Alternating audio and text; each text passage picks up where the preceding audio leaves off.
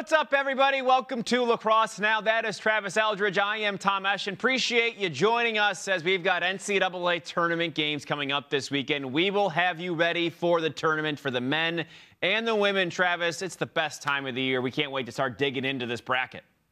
Yeah, they call it May Madness for a reason, and we've got some terrific matchups just to kick things off here this weekend. Also on this show, so two terrific guests that'll be playing this weekend. You got Penn's BJ Farrare and Hannah Leubecker from Maryland. You had a chance to talk to both of them earlier this week, so can't wait to hear those conversations. So the Tewaaraton finalists were unveiled today. We'll begin there. We'll get into the bracket in just a little bit.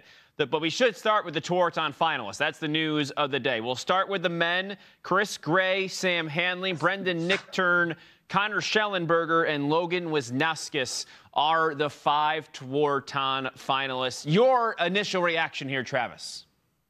So I looked at it, and when I initially saw it, I said, okay, it seems fair.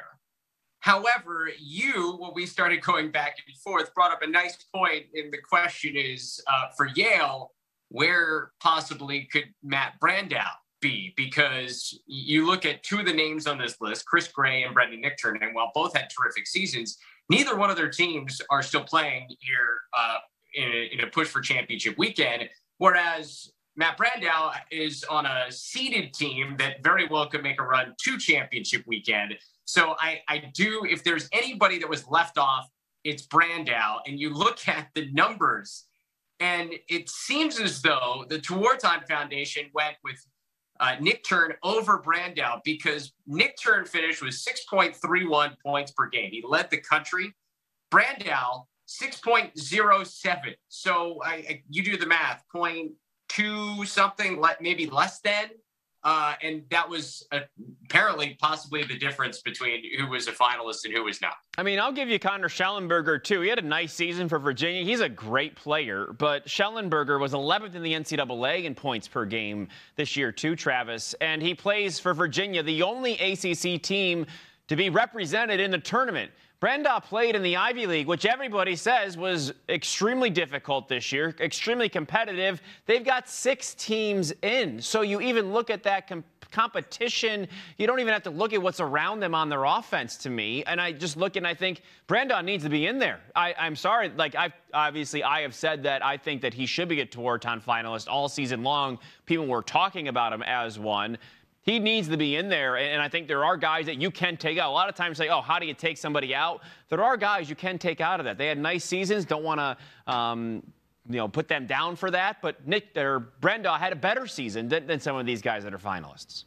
Yeah, I mean, he was second in the nation in points per game. His team is seeded. And, let's remember, this is a postseason award. And you know what this feels like with Brandow and the possibility of getting Yale to championship weekend? Because I look at that road, and we're going to talk about the bracket. I really do think Yale has a really good shot to be back playing on championship weekend for, at this point, their 3rd consecutive time where they're eligible.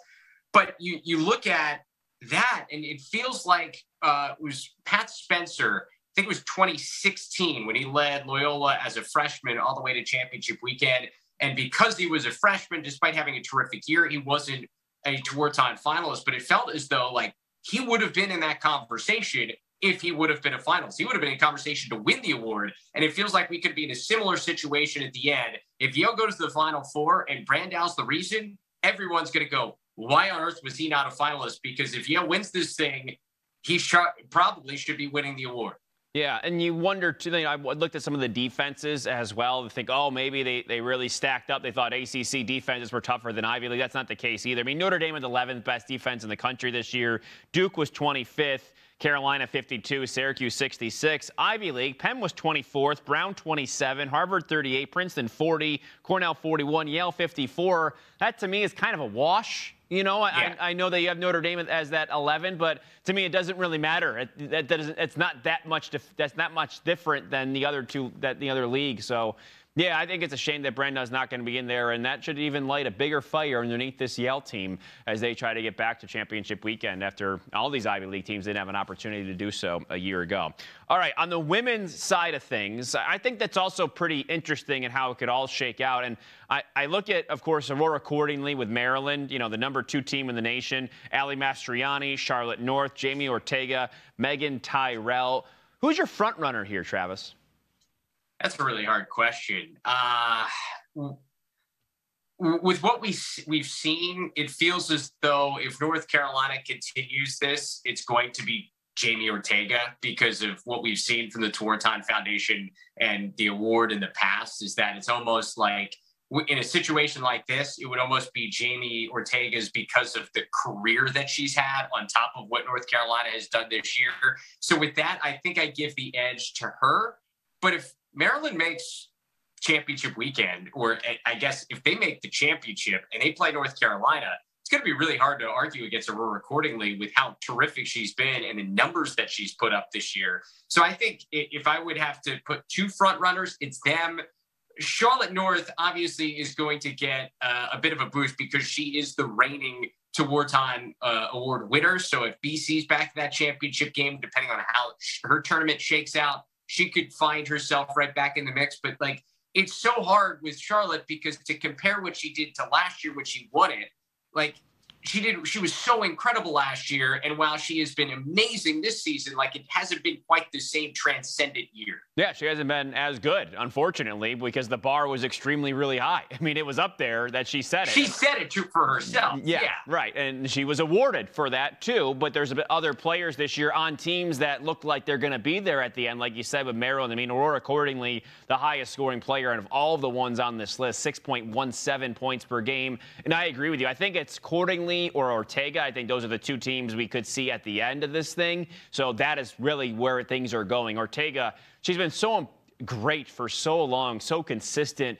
Yeah, it kind of has that career achievement type feel, but she's having a really great year this year too. I don't want to take that away from her at the 100%. End of the day. And Megan Tyrell, with some injuries that Syracuse has had, she has stepped up accordingly there. I don't want to throw her out. Ali Mastriani, yeah, she does a lot of different things for North Carolina in a lot of different ways, and she deserves to be there as one of the best players in the country. I don't think of this list that she's going to be able to really stick out that much. You know, you see what she does in the draw. She scores, but she's not nearly the best scorer, the best draw taker on this list. So I can't really say that she is going to be the front runner here. I think it's going to be between Cordingley and Ortega, and whoever wins the championship is probably the one who's going to come out on top there. Yeah, I think if Charlotte North wins it again, if BC wins the title again, that's the way Charlotte North wins it. Otherwise, I think you're right. Do you think even if Carolina, and the way the bracket, I got to revisit my bracket here really quick.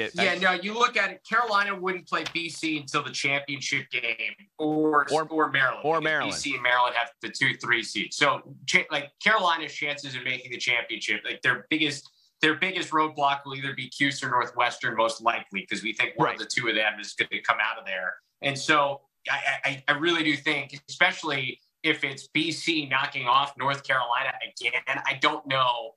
First of all, if that happens, there's no way Charlotte North doesn't go off. And if that happens, I don't know how you don't give it to her again. Yeah. I think that would make for an interesting conversation, though, at the end of things. A lot of hypotheticals there. We'll figure that out as they come. I thought Emily Sterling maybe deserved it as well. She's been great for Maryland and a really good conference in the Big Ten, and there's a track record there with Maryland goalies winning it now with Megan Taylor a few years ago. So I thought maybe that she could have gotten a nod there, too. But I think these are. I was surprised that goalie or a defender weren't on this list because we have some great ones on really good teams. Yeah, I mean Emma Trenchard for what she's done in her career there. I'll talk Taylor about Moreno. Taylor Moreno, another Carolina player that's been really great. Sam Thacker has had an unbelievable year at Stanford defensively, or Denver defensively, excuse me. And she's putting up ridiculous numbers there. I'll talk about that game in a few minutes here, but. Yeah, I mean, you put up numbers like that, I feel like you should get a little bit more kudos, if you will, especially on the men's side. If you're going to put two guys that aren't even in a tournament in there, I know it's a little bit different, but, I mean, you got to kind of look at things all considered, especially if the teams are in the tournament. Agreed. But, yeah, I think that you will get the best player in the country at the time that they win the championship out of this list of women's finalists, too. I don't know if you get that with the men. So that's also. Yeah, no, I think you're right. That's the brand out thing. Like, Yale could legitimately win the title. Yeah, yes, they could, and there might not be the Tewaaraton winner might not come from that team. Okay, right. Let's move on. Let's take a look at this men's bracket now, Travis. We're picking a couple games that we like for one reason or another. Why don't you give us a start here? All right, let's talk about the game I'm most excited for, and you get the feeling that ESPN and the committee decided that this was the game people were going to be the most excited for because of when they put it. 7:30 p.m.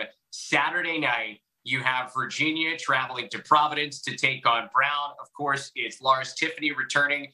Tom, I don't know if you've seen some of the reports coming out of Virginia practice. Virginia welcomed a bunch of students to practice to heckle the team because they think it's going to be such a hostile atmosphere with the Brown students there. There was one quote from one of the newspaper writers for practice saying, having one of the students on the side said to Lars, a better coach would have won a national title at Brown, which is hilarious. So I don't know if it's going to be quite that bad, but Ivy League students, they're good. They're clever. They might come up with some good stuff.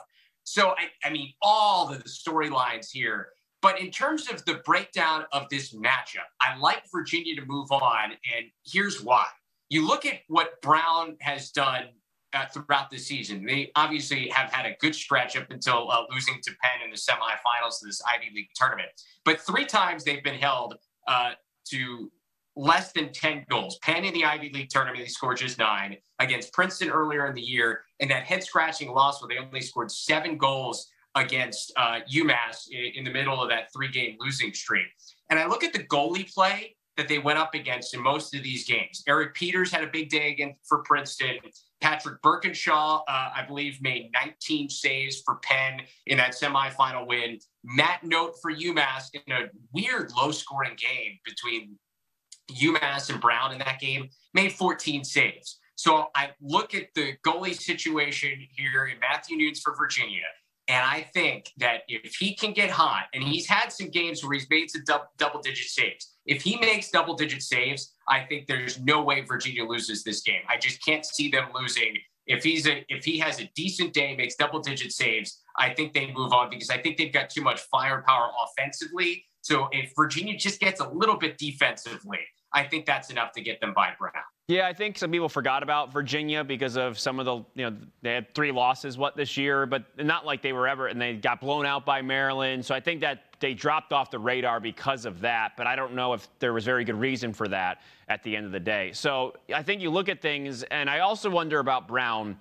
You talk about teams peaking, and out of conference, they weren't, like you said, they weren't all that impressive. The loss to UMass and North Carolina in there as well. To me, you look at Brown, and maybe you think about conference play. And conference play for some teams can be more difficult than others. And for them, I think maybe going through the gauntlet, maybe they were just the wrong team at the wrong time for the Ivy League. And that's when Brown was able to kind of find their way through that league while playing as well. They were playing pretty well at the time, but still kind of caught some teams at certain times, and they're making their way through conference play. Ivy beat each other up a little bit. And I think Brown was a recipient of that, and a positive one, too. So I think you look at what they did in the tournament in the Ivy League, dropping out in the first round, and then they get back and they play a really talented team in Virginia. It might be a bit of a culture shock, I guess, if you will, of going now to play a Virginia team. It's a little different than the Ivy League teams, just in a different way, a different conference and all of that. So I also agree with you. I love this matchup, number one, but I also think that Virginia could kind of catch Brown on their heels a little bit early in this one with some of the talent they have. And 2 other things. You look at Penn in that semifinal win, something Virginia sometimes does a little too much of because the way they play, and Lars Tiffany wants to get up and move. Turnovers, that can sometimes be a concern. Penn turned it over 22 times and still walked away with an easy win. So I think that's a positive for Virginia. They've gotten healthy. This team hasn't really been tested in a month. Yeah. The last really hard game they played, I guess you can look at Duke back on April 14th. Because then they went to Syracuse, took care of the Orange, and that was down the stretch when Syracuse was trying to figure out what on earth was going on. And then they finished off the season with Lafayette. Nothing against Lafayette, but that's not the type of challenge that Virginia is used to playing here. And Quinnipiac was also mixed in there. So it's been a month since they've really been challenged. I think they're healthy, and we saw Matt Moore get beat up throughout the year. The face-off their guys have been beat up. So them healthy fully rested. Like, there's no excuses for Virginia. They should be ready to go. You know, and you've talked to Lars, you know, in the last this season. I talked to him in the fall before the Fall Classic when they took on Team USA. I asked him about the prepping for the tournament, how they were able to peak. And they have got it down, as we know. They've won it the last 2 times, to a science. And he said he walked down the hall one day and talked to Bronco Mendenhall, who was the Virginia head football coach at the time, about bowl practices. Because for Virginia, the layoff is similar. He goes, well, what do you guys do to be able to prepare for this bowl game that's weeks away? And Virginia's had to also deal with that the last few times, being in the ACC, no conference tournament. So they are going to be as ready as anybody else. We know that because they have done this before and recognize what it takes to win, and you'd be able to handle that layoff. I know Brown didn't have that, but still, Virginia's going to be ready to go. You can't really think about rust, anything like that. They're going to be ready to play. All right, what do you got? All right, yeah, game that I love. I chose I love, not just what you said, looking forward to. I love this game, Travis. Ohio State and Cornell. They met. I like this game, too. They met back on March 5th, a 14-11 Cornell win. That was at the time of the year everybody's talking. Remember, Big Ten, you know, last year they played only conference games. The Big Ten, now they're winning some of these out of conference. Look at how good they are. And then all of a sudden, the Ivy League comes around. Their season starts in February, of course, as we know.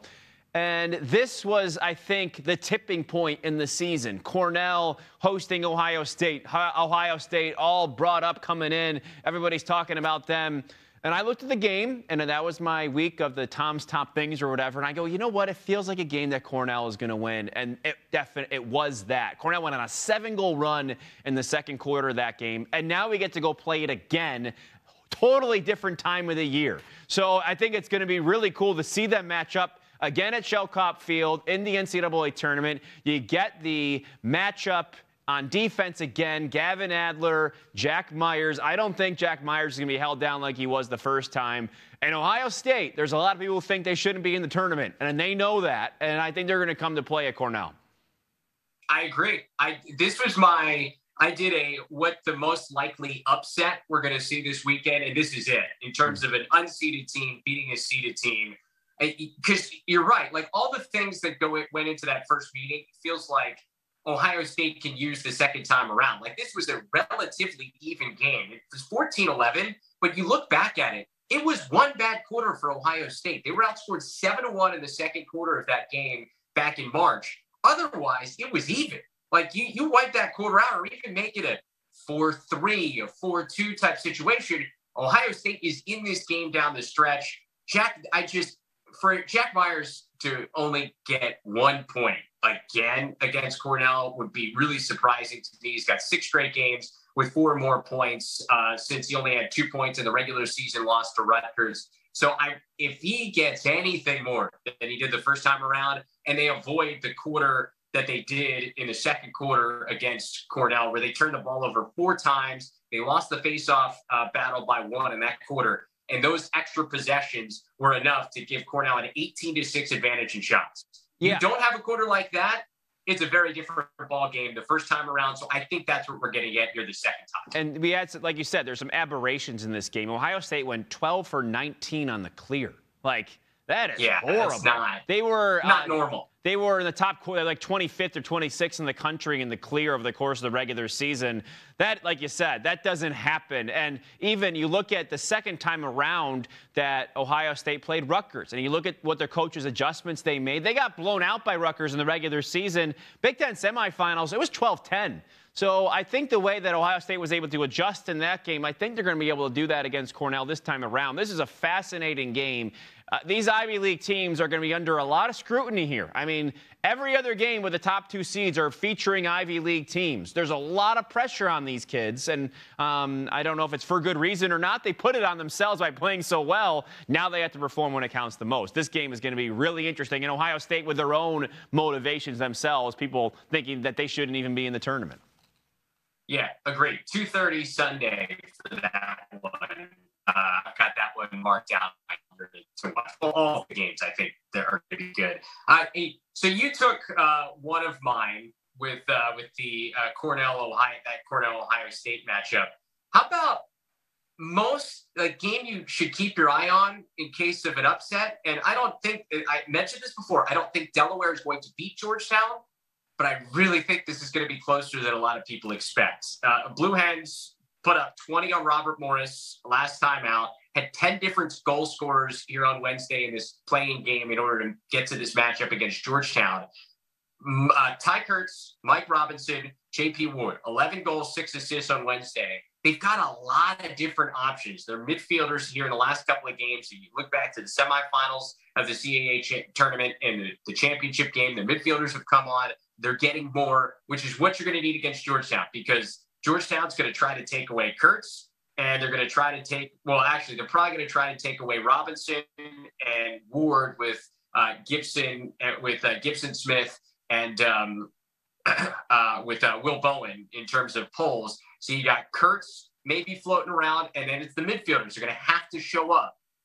I will be interested to see what Delaware has learned from those games against Michigan and Duke earlier in the year, where it was them against big boys, them against ACC Big Ten type size and talent. What did you learn there that pays off now here during the NCAA tournament? Also, fun fact, Delaware scrimmaged both Georgetown and Maryland back in January.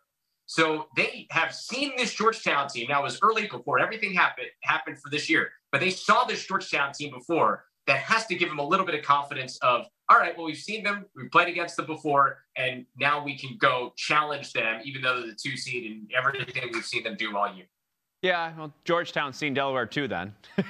There's the other end of the spectrum. You're right, yeah. I mean, Georgetown was so great this year for so many different reasons, it feels like, too. I mean, they've filled any void they had offensively. They just have it on every phase of the field, and it's hard for me. And even Delaware scoring those 20 goals, I know you're not going to stop scoring for whatever reason, but I'm sure Georgetown saw that, like, you know what, they're not getting double digits on us. Our defense is going to show up and shut this offense down that everybody just saw on opening night of the NCAA tournament. There's something attached to that in the locker room, too. I just think Georgetown's out to make a statement that they are here and they are a title contender, and this is like we've seen them before do. Like, we need to see them do this. That's what we've known all year. This feels like the group that feels like they are the ones that have to do it, and this is their first opportunity to show the rest of the field, okay, now it's time to play. So I do think that Georgetown will be the dominant team in this matchup. Nothing against Delaware. It's just the matter of fact, I think, at this point of the year. And there's been a couple teams that have been separated all year long. To me, it's been Georgetown alongside Maryland. I just remember last year with Drexel against Notre Dame. I do feel like that Delaware with Owen Grant on the back end, physicality-wise, I think he can match up against some of the best attackmen in the country. I think that's a plus. And I do think they've got enough scoring options that they can score a little bit against Georgetown. That's the key. Whether it's against Maryland or Georgetown, like, can you just score against really good defenses? I think that they can score enough to make it interesting. Once again, I don't think they win. I do think it's more that it's a closer to the end game than people think. Okay. People are going to be surprised on, and by the way, it's the last game Sunday night. Georgetown's got to wait around all day. I think people might be surprised that in the second half we've got ourselves a game and people are going to be on upset. Delaware has to wait around all day too. Yeah, but it's different when you're the 2 seed. They just played on Wednesday. That's a good thing for them. Yeah, Georgetown's got to wait, watch all the other seeded teams, everybody else take care of business, and then their final game. How often do we see Syracuse against some of those teams where they're always that Sunday night game because of graduation, get off to a slow start, and then in the second half they take care of business? Or I mean, we saw them get upset by Bryant, the Army in that game. Mm-hmm. I don't know. I'm just okay. Telling people, be aware. All right, we're aware, Travis. Thank you. We're on alert. Don't worry. You're welcome. We'll see. What else do you have? Game that I wonder about, and that's Harvard and Rutgers. I don't really know what to expect here from these two. Harvard is so young. They finished the regular season, a win over Princeton 19-16. Then they lose by just 1 to Yale, 17-16. They don't make the Ivy League tournament. They have 11 first-year players that regularly play for Harvard. 91 of their 162 goals are by first-year players. Sam King has 43 points. That leads them in points. They have 3 wins over tournament qualifiers. That's more than any other at-large team. So, yes, there were questions about them going in, but they have more wins than anybody else that was an at-large team over tournament teams. Rutgers has 2 wins over tournament teams, and it was the same team in Ohio State. So, yes, I do have questions about the competition that Rutgers played compared to the competition Harvard played all year long. Yes, I know that last year, I think this is what intrigues me about Rutgers. We saw what they did in the tournament last year. They're an overtime away from going to championship weekend. We know how close they are. Is this also a group that can do that? Can they do that against a Harvard team that seems battle-tested through the Ivy League? I just don't know what I'm going to expect from either of these sides heading into that matchup. I wonder about it. Yeah, and it's such a different team for Rutgers, too. Yeah, I mean, right. like, offensively, they brought some guys back, but that team last year had so many transfers, and then they brought in a couple of transfers again this year. So, yeah, I'm with you. Like, I was trying to pick this game and figure out who I thought was going to win, and I was pretty much up in the air. I'm not sure. Yeah, one thing to look at are turnovers in this game. Rutgers best in the Big Ten in turnovers, so they were best in not turning the ball over. Harvard fourth in the nation in caused turnovers per game. Greg Campisi's been so good for them all year long. So I think that that's something to watch. Can Harvard turn them over, or will it stay the ball in the stick of Rutgers long enough where they can get all those different options offensively, which we've seen. They can, when they get going, they start going against a Harvard defense that sometimes some people have been able to score on this year. So I really and face-offs. Yes, face-offs. Yeah, face-offs are important, I guess. Well, Harvard struggled there at times this year. When they struggled, at the X, they have not been good. Right. Yeah, I know. Yeah, just don't. Yeah, they've been able to turn teams over after losing the face-off. That's how they've been able to be successful in that. All right. So Penn, obviously, a team that I think can win it all. How about you? Yeah. I mean, especially after what we saw this past weekend. Yeah, they looked at times like the best team in the country. And earlier this week, a reason for that is obviously the guys on offense like Sam Hanley, a Tewaaraton finalist, but defensively, they get the job done too. I caught up with their LSM, BJ Farrare, earlier this week. So BJ Farrare joins us now. BJ, appreciate you coming on. Congratulations on the Ivy League title. Of course, you were on the team that won it in 2019. What biggest differences between the two times? I guess what was the feeling like this time around? It's just always a great experience. You know what I mean? That whole weekend, the long weekend, staying in the hotel and everything. I would say the biggest difference is our defense. We've been playing like a little bit more connected. You know, we were a lot younger back then, but that I would say is the biggest difference in the two teams back then. Does that feel like forever ago? 2019? Was that?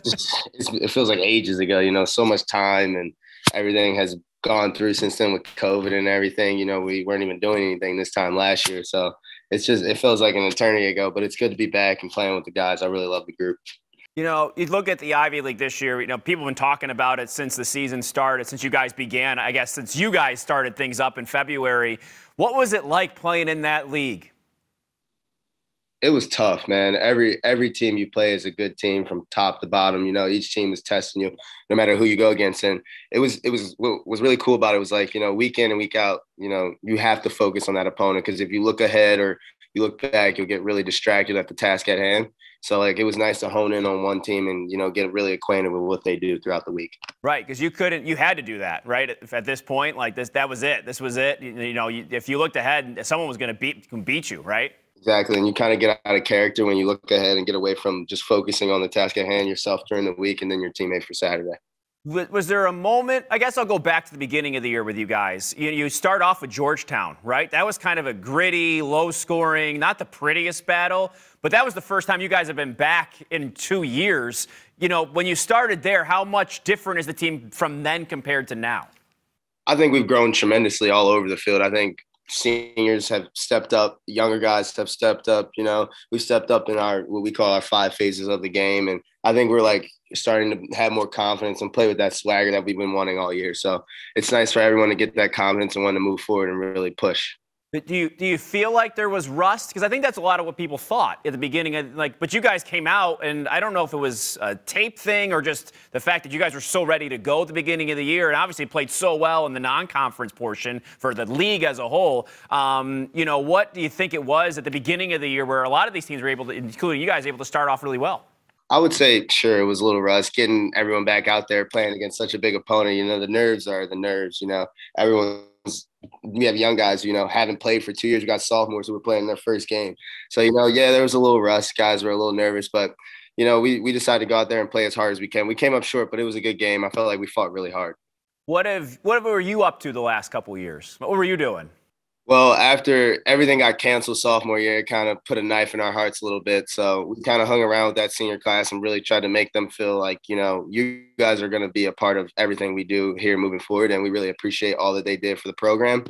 And then last year, our coach Murphy was always pretty positive that we were going to get a chance to go out there and play. So we practiced a lot. We played a lot during the year. We in the spring, we were there 6 days a week, Monday through Saturdays, going through it, acting as if it was a game, scrimmages on Saturday, inter-squad. So we were pretty committed to our process and getting better throughout that time. You ever get sick of hitting each other and checking each other and all that? Of course, but we were out there with those. It was for those seniors. We wanted to give them a chance. Go out feeling good, feeling like they left their mark on our program. So that was really big for us. Let's go to this weekend. You had 7 ground balls and 5 caused turnovers against Brown. I mean, have you had a game like that before? I don't even remember. I remember one of my better games in high school was against BL, and I guess I had a bunch of passes knocked down them, but it was more so just the confidence from my team and everything. Like we played really together that game, and we were talking and put myself in opportunistic positions. So I was really excited about that. That knack of knocking down passes and doing all of that, is that something that you've always had a knack for, or is that something you've had to develop over your time at Penn? It's been very hit or miss because the day before practice, we were trying to knock down passes. And I would say as a total, we knocked down about 0 and got skipped the entire day. So it was just, I guess I got a little lucky that day. But, I'm glad it worked out in our favor.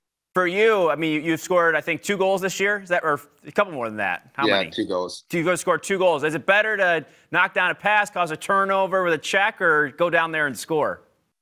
I'd say I'd rather go down there and give an assist or get a good double or something like that. I think that, getting everyone involved gets the juice going for the entire team, and those are really high octane plays for us. You were a football guy in high school, right? Mm-hmm. Were you offense, defense? What was the vibe there? I played a little slot in high school, and I played corner on defense. It was I was the little guy on the field, that's for sure. But it was fun to play. I miss it some of these days. I mean, the footwork with the hips, with being a corner, that's definitely something that translates, I can imagine, being an LSM. Yeah, for sure. We go through a lot of footwork drills, backpedaling and stuff. Coach Arquetta takes us through a lot of that stuff in the pregame. Before we get to your upcoming game this weekend, I just want to ask you personally, what is obviously for you guys, it's been such an interesting collegiate, career over the last 4 years, academically too. Where are you at with that? Are you ready to graduate? What's the feel like, what you're going to do next after this? Well, I'm currently in a position where I am probably going to come back and play next spring. So we're going to see how that will work. Hopefully stay here and everything works out. I just have to make sure I end in good academic standing, but probably going to come back and play next spring and really ready to get after it again with this group of guys. I love it. What's your major? What are you studying? I'm a political science major. What's that do you think want to do for you later on? Actually, it's ironic. I'm not really doing much with that. I plan to work private equity insurance with Lockton this summer, so that'll be a really cool experience for me. Yeah, I mean, whatever you got to do. I mean, you go to Penn, the degree looks good no matter what, man, right?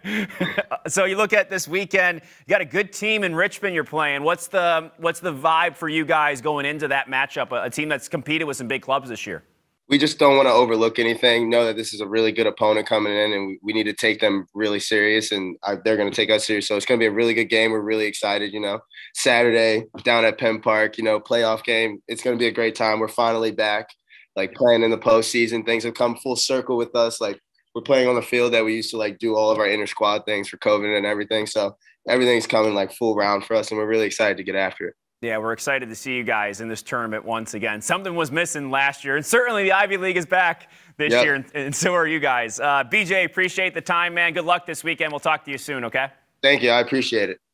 So a confident Penn team, BJ, great talking to him, getting to catch up as they seem like they've got everything going now right at the right time. Penn always plays such a tough schedule, Travis. It feels like they're battle-tested. They can win against anybody at any time.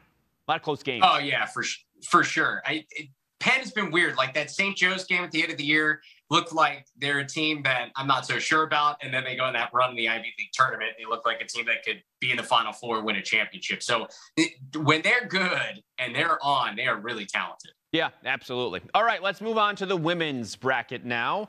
What will you want to start with here, Travis? What sticks out to you? All right, let's see here. I got to pull up my notes. I'm going to go, how about most interesting first round game? And what about USC and Virginia? I mean, this game feels like USC is the team that obviously has the better record. Virginia just squeaking in. They had to beat Syracuse in the quarterfinals of the ACC tournament just to make sure they were going to have a 500 record to qualify for the NCAAs. USC has had the better record. But you look back at the early part of the season, and Virginia lost a bunch of games early by not that many goals against really good teams. So talk about being battle-tested. Virginia is as battle-tested maybe as any women's team in the country. And I circled the Virginia beating Stanford by 10 back in February. And I know it's been a while, but you compare the results, and I just feel like maybe Virginia's playing its best lacrosse at the right time. And they have experienced a team that has already had success against this USC program in Stanford. And I know they've been a different team than they were early on, but that to me, it doesn't shake. I like Virginia, but I think it's a really entertaining game and really intriguing considering while the records are very different, I feel like the talent level is very similar. Yeah, no, I think you're right. I think that I give the edge to USC in this one, actually. I think that Virginia, they played a tough schedule. They just didn't win many games. I feel like I have to see a team win more. They won when they were desperate to get in the tournament. That's, to me, a different level. They needed that more. Well, aren't they desperate now? I don't know if it's the same. I think it might be it's a whole different feel once you hit the NCAA tournament. Yes, everybody's desperate. Everybody wants to win. But I think there's a different threshold for it when you actually recognize the fact, okay, our gift is North Carolina. I think it's just a different mindset. And USC, for them, this would be a huge victory to move on and go and get that exposure by playing North Carolina. And we saw the Pac-12 all season long. They played tough schedules. They played tough games. And I think that USC is ready for that. I don't know if USC has that many great wins. Yeah. I don't know either. They don't either does Virginia. I can't think of a USC great win. I can't think of a Virginia great win other than Syracuse. And that's fine. They've shown the ability to come up with that kind of win. Okay, that's my point. That's why I like Virginia's slight edge. But I agree with you. I think it's a close game. Okay, yeah, we'll see what happens. I think that's a very interesting game as well. I didn't want to debate you on how it interests. I agree. I think it's very interesting. I got a fun rematch, and that's Boston College and Denver, Travis, because we were back a couple months ago. What was the day? March 9th. It was a cold day in Denver. One of those weird weeks in which it was like 0 degrees on Tuesday or Wednesday and like 80 on Saturday. Nonetheless, that was the three-quarter game in which Boston College beat Denver 9-5. Yeah, BC had a big second quarter in that one, and then no one scored in the third, I think was the story. Charlotte North had 4 goals and an assist.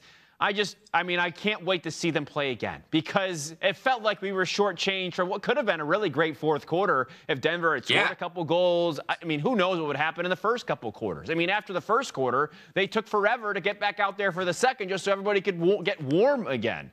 It was such weird circumstances, and I want to see these two teams out there once again. So this, of course, would be a matchup if both these teams won in the first round. I need to preface it by if Denver beats Vermont in their first round game. Boston College is already there. But so this would be a second round matchup over the course of the weekend. So first things first there. North had 4 goals and an assist. I talked about Sam Thacker earlier for Denver. They have the number 6 defense in the nation, 8.42 goals against average. Thacker, 58 caused turnovers. That leads the NCAA. She also has 45 draw control. So if the defense can get a few stops, here and there throughout the game, you know what I mean? Just get things that you shouldn't normally get. Don't let BC go on those runs. They've got a chance here. I'm not saying they're going to win, but they do, I think, have a chance. When you've got a great defense and you get some goals in there against the BC team that hasn't been as prolific on the defensive side this year, I think that makes things really interesting and a lot of fun for a rematch that I feel like we were shortchanged of the first time around. I think the biggest question for Denver will be, can they score with Boston College? Because I do think that they can hold Boston College to fewer goals maybe than almost anybody else in this tournament. Like, honestly, because of the style in which they play and the success of their defense. My question for Denver, I don't think they hold Boston College under 10. So can Denver get to 14, 15 goals to win this? Because I still think even if you have your best defensive day, Boston College is going to get to 12, right? Yeah. No, I think you're absolutely right. I think that's a matter of how much can you slow that game down. Even when it was 0 degrees, Boston College scored 9. Right. In 3 quarters. In 3 quarters and 2 quarters. And at that, it was 2 quarters where that happened. So I do think that makes it a challenge for Denver, but I think that's an attainable one if they're able to shock a few people in that second round game. I think it's going to be interesting. And BC, they're the 3rd best team in the nation. I thought this is a really telling stat for them offensively. 3rd best at keeping the ball. So they don't turn the ball over a lot. And I mentioned Sam Thacker. If she's such a unique quantity, an entity, that maybe she can get a couple of those and get the ball back a couple times, but that doesn't normally happen for BC. They don't turn the ball over. They keep the ball themselves, which I think helps them big time moving forward in the tournament too. Yeah, for sure. All right. How about another game that could be the second round game here that I'm really interested in? That's Northwestern, if they can take care of business against Central Michigan, against the winner of Notre Dame and Michigan, because Northwestern played both of these teams and didn't blow either of them out this year. Northwestern won 17-16 against Notre Dame back in February and 12-9 against Michigan on the road in March, where Madison Doucette in that game had to make 16 saves. So as good as Northwestern's been for most of the year, like having to play one of these teams, and a lot of it has to do with regional, the regional situation in terms of scheduling, but having to play one of these teams in the second round just to get to the second weekend is not doing them any favors. That's going to be a really tough game. And you look back at that Notre Dame Northwestern game, and Notre Dame in a very similar situation as Virginia in terms of what they had to do in the ACC tournament in order just to get here. But in that Notre Dame team went on 2 different 4-goal runs against Northwestern to pull back in that game. So they're a team that is going to be plenty confident and has the offensive firepower to go up and down with this Northwestern team. The question will be, can they get enough stops against Northwestern to hang around? But Michigan held Northwestern to one of their lowest goal scoring totals of the season, minus the 2 games they played here at the end of the year against Maryland and Rutgers in the Big Ten tournament. So whether it's Notre Dame and Notre Dame's offense or Michigan in that defense, I think that is a really, really tough game here on the back end of the weekend to get to the second weekend for Northwestern. Yeah, I think a prep too, right? Like in what you're preparing for. You're preparing for 2 very different teams in that. And 2 teams that played good schedules this year. And we saw Notre Dame blitz Boston College. It was insane to see them. I think they were 12 for their first 12 or something like that. Yeah, they were a desperate team like Virginia, but I mean, if they're shooting like that, you're going to get enough stops because, the other team's not going to shoot as well. So I do think at the end of the day, Northwestern's playing at home. So I'm not too concerned about this. And I think that, I think Northwestern wins it. I keep my eye on it because I think it could be a 1-2 game. Yeah, I think it could be close the way Northwestern kind of stumbled down the stretch a bit as we saw them lose to Rutgers. But that was also another kind of extenuating circumstance, I want to say. But they still didn't win the game in Piscataway.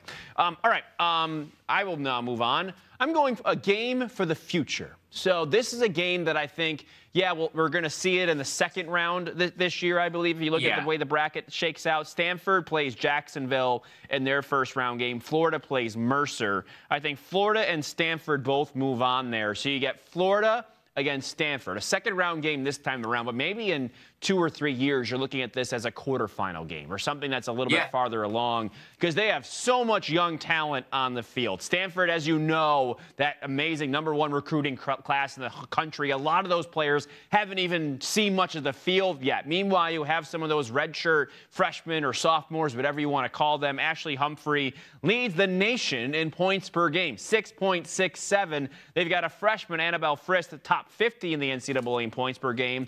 Then you got tons of youth on Florida. Emma Lopinto, 88 points. Danielle Pavanelli, 87. That's both top 30 in the country. They got Ashley Gonzalez, Liz Harrison on the draw. Sarah Resnick, still just a redshirt sophomore, 8.8 goals against average. I'm just so excited to see the youth in this game and how it's setting the tone for the future for 2 big schools, as we know, football-style schools that are going to have really, really good women's lacrosse team that can help drive the sport in those conferences over the next few years and at those programs for the next 2 seasons. Yeah, I also circled this game, and I actually think Stanford upsets Florida. Like, I think this is a really tough matchup. I like the Cardinal. Yeah, I think Stanford got better as the year went on. We kind of talked about that as the year went on. Like, when will these freshmen, and you hear coaches say that all the time, they're not freshmen anymore. When will these underclassmen not act like that anymore? And I think you saw Stanford start to click as the season went on, for sure. And you saw that in the game late in the season against Arizona State and in the tournament as well. Florida, they're still very young, and I just mentioned that too. But, they played a pretty tough schedule. They had some tough teams on their schedule too. So, I mean, they have the talent to win and maybe win a couple games in this tournament. I think that's what's going to make this game really intriguing. Yeah, the only thing that I'm hesitating with Florida is the reason they're seeded is one game. Like, the one game against Syracuse that they won is the reason that they're the 7th seed and they're not in the position that Stanford is. And so one game like that, it was the middle of the week. Syracuse has to go all the way down to Florida to play it in the middle of the week. I think it was Syracuse's spring break too. I think that's why it was a midweek game in the evening. It's just different circumstances that most of these teams are used to. So because of that, I don't know how like a solid of a 7 seed Florida is. That's why I'm feeling okay picking Stanford. Yeah, I think maybe they would have been the 8th seed. I mean, they should have been the 8th seed, right? I mean, Stony Brook should have been the 7th seed. Stony Brook should have been the 7th seed, even with the win over Syracuse for Florida. Right. Yeah, I think you're right. As the facts stand where they are right now, that should have been the case. Right. But that's not here. I think Florida still has the talent to back up that seed. You know what I'm saying? I feel like they still have the talent to be able to show everybody why they were seeded that way. But they didn't get that. They didn't do enough to earn that outright. But they can still show everybody that. Yeah, for sure. And improve the committee right.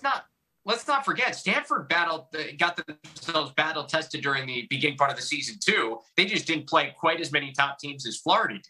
Like, I don't know. I really like this Stanford team. I think they're really talented. Yeah, I think they're fun. That's why this is a fun game, and it's the game of the future, as I so eloquently stated here. So we got Maryland as a 2 seed. I think they play North Carolina in the championship. How about you? Yes, maybe if they get to the Final Four.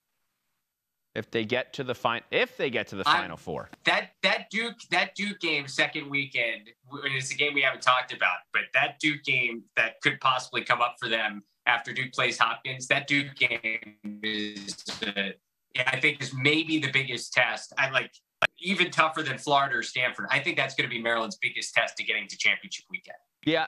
We're going to hear from Hannah Leubecker in a moment. I'm going to use that as a part of it as I talk to her. I'm going to use that in my MO. They remember that game last year, Travis. They played Duke and lost to Duke and lost that Final Four streak last year. That is something that's motivated them all season long. So if this was a different circumstance and they hadn't lost to Duke a year ago, you know what I mean? If this was the first time this was happening, I'd say, okay, I think you got a point there. The way we saw that Duke offense flow, in big games all year long, I would say yes, but this time I think there's too much I think there's too much behind it. Maryland already did this once. They're not going to do it again. They're Maryland after all.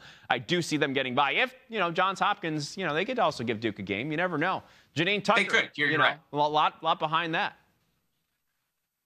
Yeah, no, you're right. I mean, and they've got a whole other thing to play for on top of just a chance to move on. They want to keep their coaches' career alive. So, I agree with you. I don't know. I've got a hunch. You could say the same thing for Princeton and Chris Saylor up there in the Syracuse area of the bracket in that second round game. Let's get to the interview, though. That's what people want to hear. All right. Hannah Leubecker, I spoke to her this week.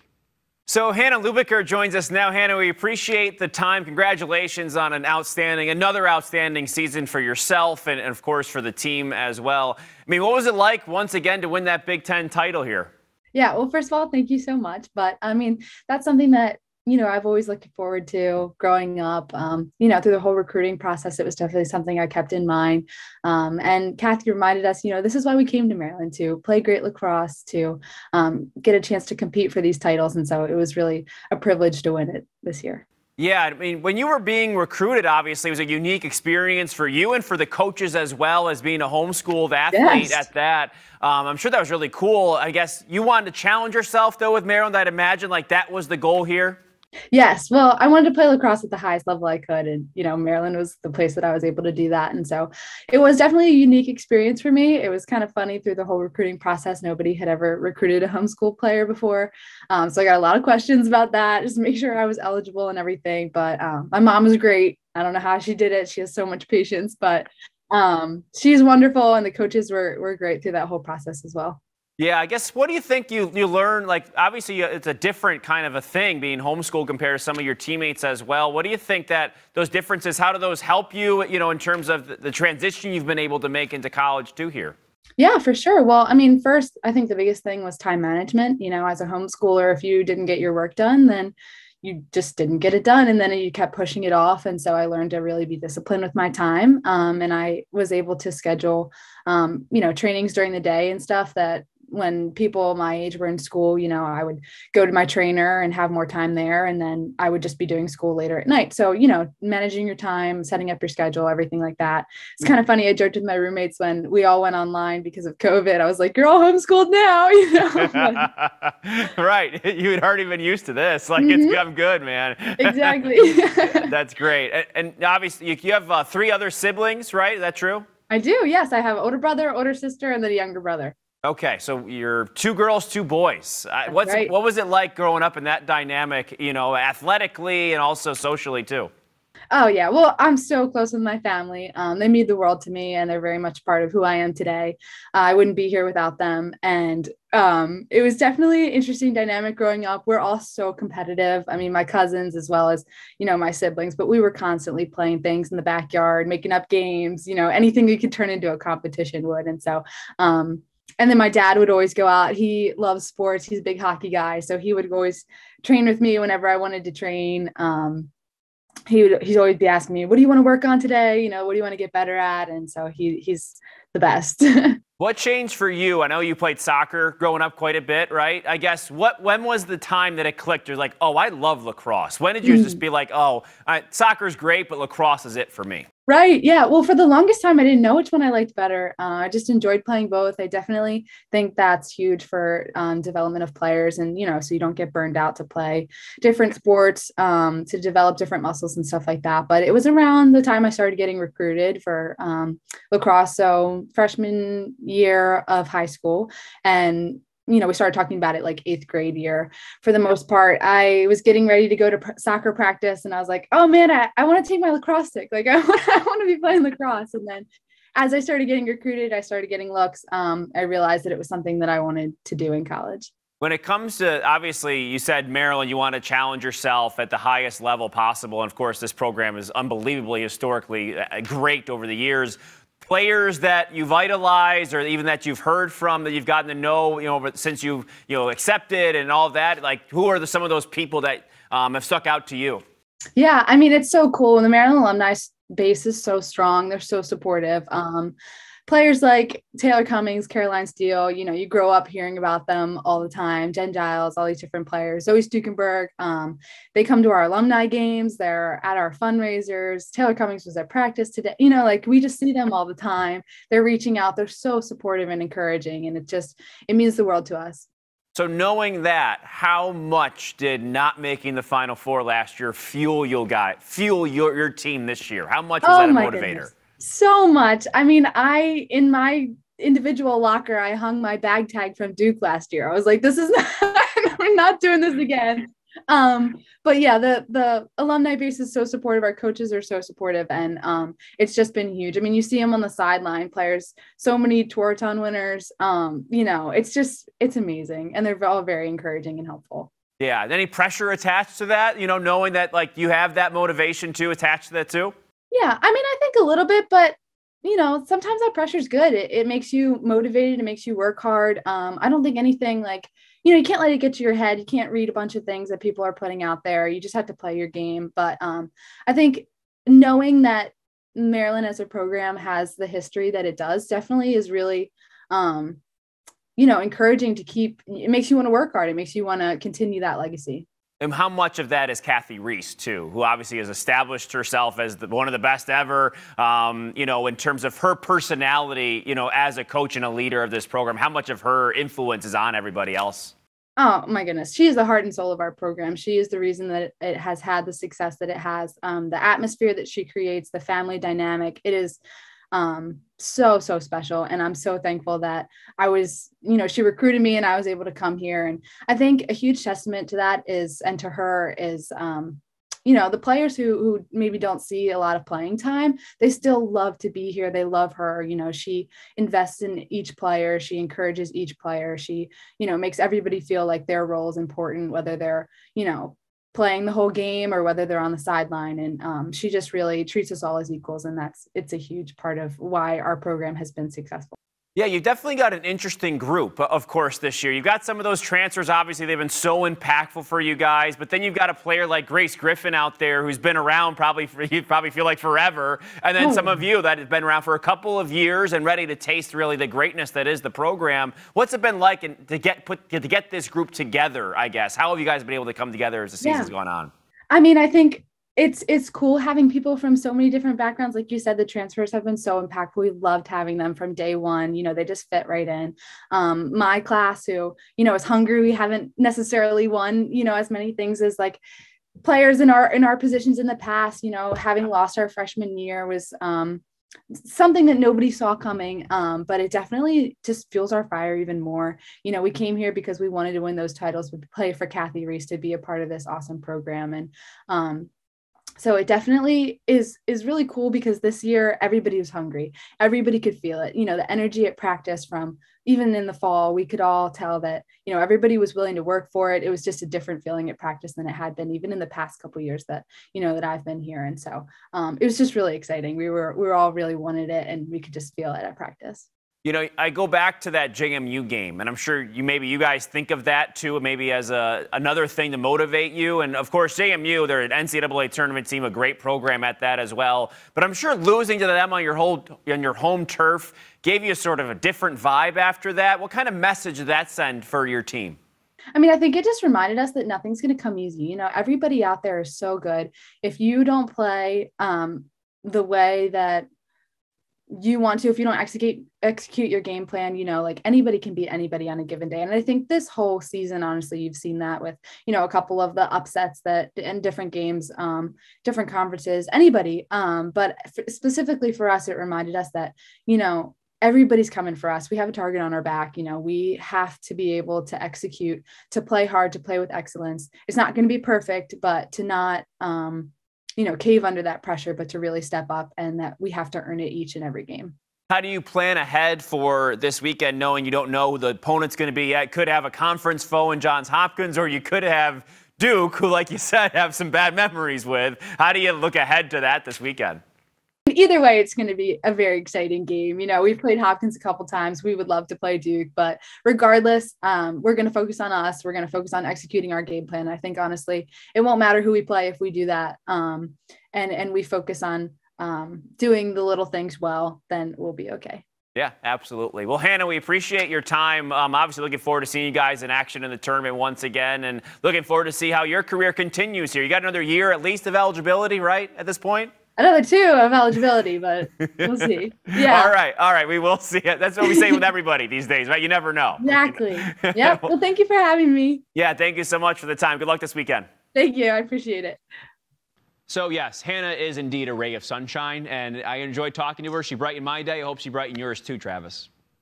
Yeah, what a lovely individual. Thanks for joining us on Lacrosse Now. Really brightened everybody's day. She's awesome. I'm sure she brightens that team. She talked about the culture so much, and that's kind of what it's all about at Maryland. Such a great connection there from the alumni to the current players, and obviously they've won so many times that I'm sure that everybody is all in at all times too. So that's really cool. All right, before we go, we're going to reveal our final 4 here for both the men and the women. Travis, you go first. Give us it all. All right. For the men, I've got Maryland, Yale in one semifinal, and Penn and Georgetown in the other. I got a lot of chalk. All right. Yeah, that seems about right. I think, Maryland to me is kind of a foregone conclusion, and you go from there. Now give us your you want to do my men now? Travis, does that make sense? Yeah. We did the ISO on the video broadcast, so now we're back in the 2 shots. So now I don't know what to do. I'll do the men's ones. All right, this was obviously not planned until now. I'll go with Maryland on the top part of that bracket. I want to go with Princeton, but it's telling me Yale. I think Princeton might have peaked too early. They were the third team in the country for a long, long time. At the end of the season, they were knocked off a couple times. I will go Yale.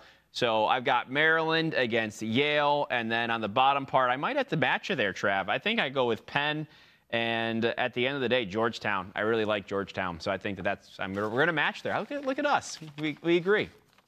Yeah, honestly, the biggest head scratcher of the top two, I think, is Maryland if they have to play Virginia. There's no question that Maryland is going to the Final Four. Zero. I don't know, man. I feel better about Georgetown beating Ohio State or Cornell than I do about Maryland beating Virginia. I have zero question. You don't even know if Georgetown's going to beat Delaware. You said we had to need to keep our eye on that game. So I didn't say they were going to win. I have zero question in my mind that Maryland will make the Final Four this year. All right. Anyway, take that to the bank. Yes. Tom's lock of the century, of the year, of the week, whatever.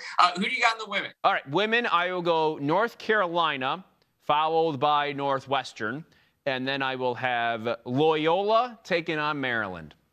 So I think that Loyola has been under the radar all season long, and their offense, and they are one of those teams that's built in three different phases, if you will, in the game. They can do it offensively, defensively, goalie. Everything has come together for Loyola. Everybody came back this year. The women did what we thought the men would do. The women played up to their potential, up to their experience all season long. I do think that they're going to make it there. And I just don't. Boston College, incredible run, of course, last season, making it to the championship. It felt like everybody on BC got hot at the right time. I know that you can't count out Charlotte North. I'm not going to do that. I don't know if everything can come together again like it did last year. I think for Loyola, this will be a year in which Jen Adams and company gets to the Final Four. Why do you hate Boston College so much? I don't hate Boston College. You hate Boston College so much. I don't hate them. I do not hate them. I think that they had a great year last year. It was so cool to see them get over the top. I think Loyola's having a better year, and I think that they've been the more consistent team all season long. And well, yeah, because they didn't play in the ACC. Well, I'm not saying I understand they didn't play the competition that BC did. I just look at each team and how they played and what they have, and I think Loyola can play with some of the best in the country, and I think they're going to be able to do that. And I think Boston College has more of a chance at tripping up on their way to the Final Four compared to Loyola, looking at the bracket at the same time too. Well, unlike Tom, I do like Boston College. Okay. And I do have them in my Final Four because I really like Charlotte North in this team. I got Carolina, Cuse knocking off Northwestern, Boston College, and Maryland. Okay. We said we weren't going to debate these, but now we're settling into a debate, so I will not. Well, because you hate Boston College. We're going to have to talk about this more next week. Yeah, if they're still in the tournament at that time. You never know. It's going to be a wild weekend. You don't know what's going to happen. None of these teams can be in, other than Maryland. Maryland's going to be in, men and women. Yeah. Okay. All right. So making all sorts of off-the-cuff guarantees here. We're gonna have our producer put out. We're gonna clip these all off. Massive hot take going off here. That's it. Anyway, we're just having fun. That's what this time of year is all about. You look at the bracket, you make a pick. If you're wrong, that's fine. If not, if you're right, that's great. And I hope you guys are filling yours out too. If you have any good picks, share them with us. I want to hear your takes on this too. So do that. Comment below, as they say. All right. I think that's it, Trav. I think we're done for now. We will react to everything next week, and we can't wait to do so. Enjoy the games once again. For Travis Eldridge, I am Tom Ashton. This has been Lacrosse Now. See you next time.